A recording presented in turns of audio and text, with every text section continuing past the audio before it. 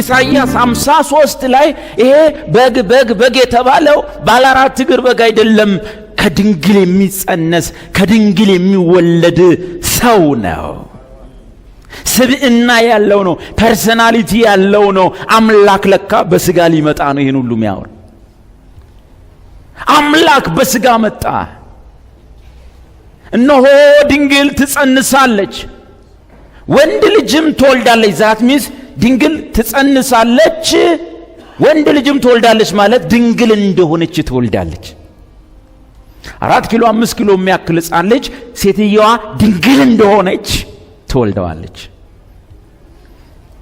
በመጽሐፍ ቅዱስ ውስጥ አስደናቂው በብሉይ ኪዳን ተጠይቆ እግዚአብሔር ቀይ ባህርን ከፍሏል፣ እሳት ወርዷል፣ ምን ያልተደረገ ተአምር አለ?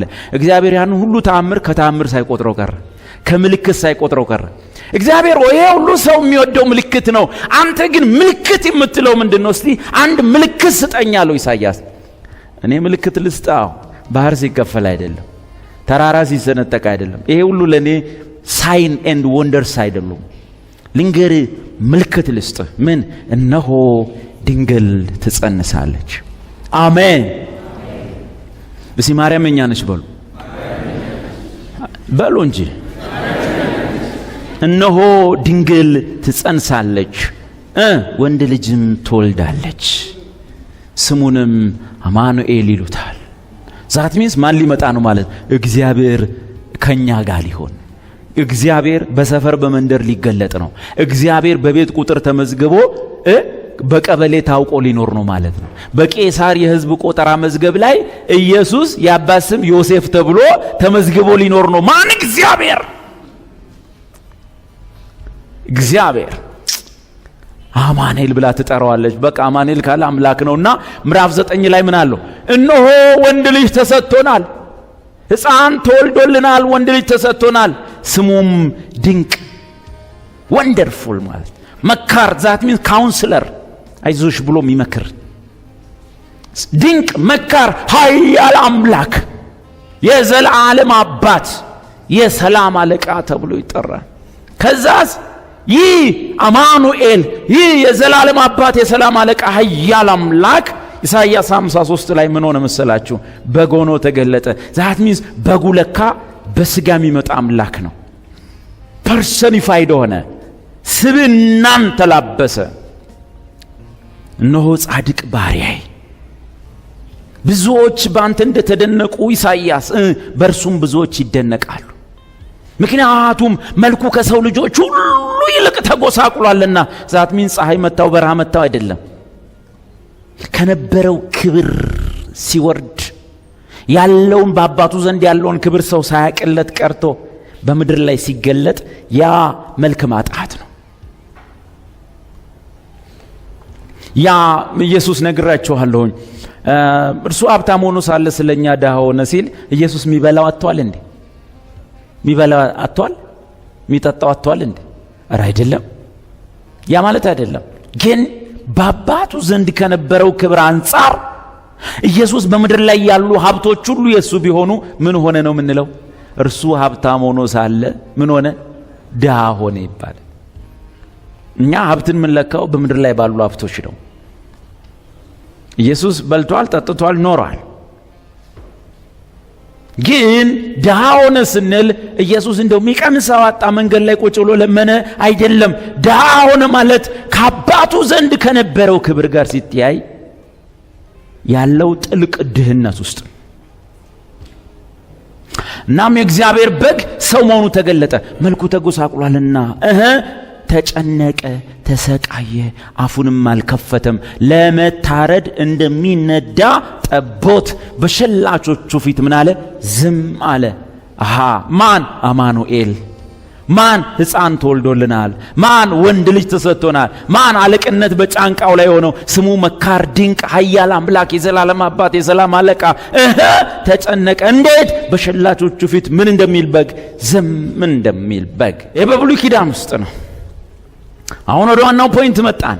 አዲስ ኪዳን ውስጥ ድንግል የዛሬ 2000 ዓመት መልአክ ተላከና ተነገራት። በናዝሬት የምትኖረው ሰላም ላንቺ ይሁን። እንዴት ያለ ሰላምታ ነው! ትጸንሻለሽ፣ ወንድ ልጅም ትወልጃለሽ።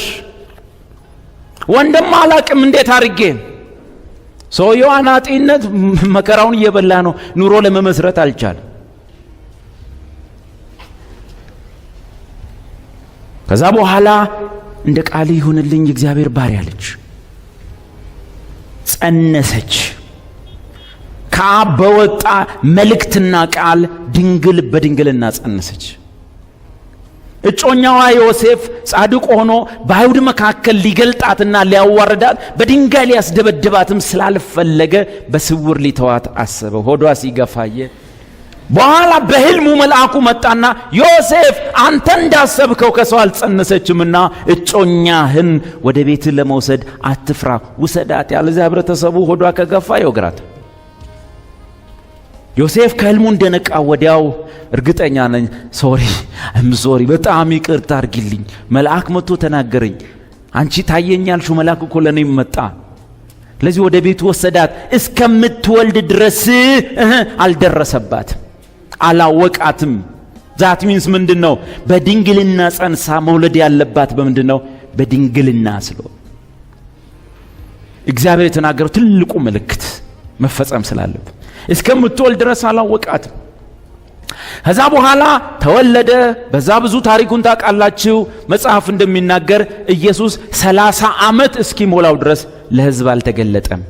በቤት ውስጥ አደገ። በ12 ዓመት ላይ 12 ዓመት ሲሞላው አንድ ታሪኩ ተጽፏል። አብዛኛው የሕፃንነቱን የተጻፈ። ከዛ 12 ዓመቱ ላይ ሉቃስ ወንጌል ላይ ተጻፈ፣ በዓል ሊያከብር እንደወጣ። ከዛ በኋላ 30 ዓመት እስኪሞላው ለሕዝብ አልተገለጠም። በ30 ዓመቱ ግን እሱ ለሕዝብ ይገለጥ ዘንድ መንገድ ጠራጊ ተላከ። መጥምቁ ዮሐንስ ከበረሃ ወጣና እግዚአብሔር አጥምቅ ብሎኛል፣ መሲሁ እንደመጣ ነግሮኛል። በእርግጥ አላቀው መሲሁ ማን እንደሆነ፣ ግን አለ ተብያለሁ፣ ለሱ ነው ማዘጋጃችሁ፣ ልባችሁን አዘጋጁ እያለ ማጥመቅ ጀመረ። በዛ መካከል ከይሁዳ ከገሊላ ከተለያየ ቦታ ከኢየሩሳሌምም ከብዙ ምድር ወደ ዮሐንስ ይመጣሉ፣ የመሲሁን መምጣት ዋዜማ ስለሰሙ። ግማሹ ለመፈታተን፣ ግማሹ ለብዙ ዓመት የጸለዩ ጸሎት በቅርቡ እንደሚመለስ አውቀው በዛ ሕዝብ መካከል ዮሐንስ ብዙ ወራት እያጠመቀ ቆየና ከዕለታት በአንድ ቀን ከሕዝቡ መካከል ላይ እሱ አያውቀውም ኢየሱስን። ዮሐንስ ከሕፃንነቱ ወራት ጀምሮ በምድረ በዳ የኖረ ሰው ነው። ከዛ መንፈስን በነገራችን ላይ ፊልም ላይ እንደምታዩት እርግቡ ሲመጣ ወይም መንፈስ እንደ እርግብ ሲመጣ ሕዝቡ አያይም፣ መገለጥ ነው። ለዮሐንስ ብቻ ነው። ዮሐንስ እያጠመቀ ቪዥን ያያል። ቪዥን ሲያይ መንፈስ ቅዱስ እርግብ ሳይሆን መንፈስ ቅዱስ እንደ እርግብ ሆኖ በኢየሱስ ላይ ሲመጣ ያያል። በኋላ በሐዋርያት ላይ እንደ እሳት ሆኖ የሚመጣው መንፈስ አሁን የዋህና ትሑት ሆኖ የሚመጣው፣ በኋላ ግን ንስሐ ለማይገቡት ፍርድ ሆኖ የሚመጣው የፍርድ መንፈስ በኢየሱስ ላይ እንደ እርግብ ሆኖ ሲመጣ አየ። ከዛ ምንድነው እግዚአብሔር አለ፣ ይህ መንፈስ እንደ እርግብ ሲወርድበት የምታየው እሱ ነው መሲሁ። እሱ ነው ሰዎችን በመንፈስ ቅዱስና በእሳት የሚያጠምቃቸው።